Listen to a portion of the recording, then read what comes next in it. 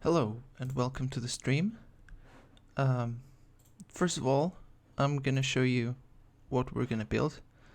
The game concept is a bullet hell style game.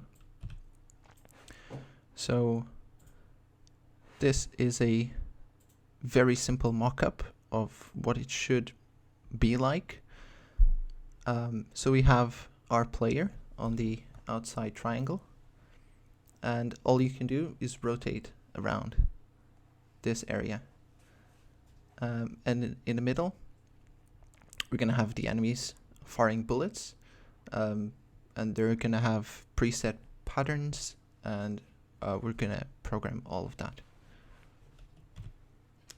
So yeah, the player can move and rotate around that outer circle. It's not a real circle. I just added it to make it obvious.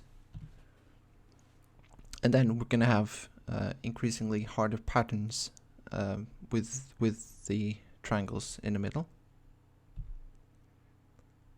So those will rotate around that middle circle and firing bullets. The bullets will just go on a straight line.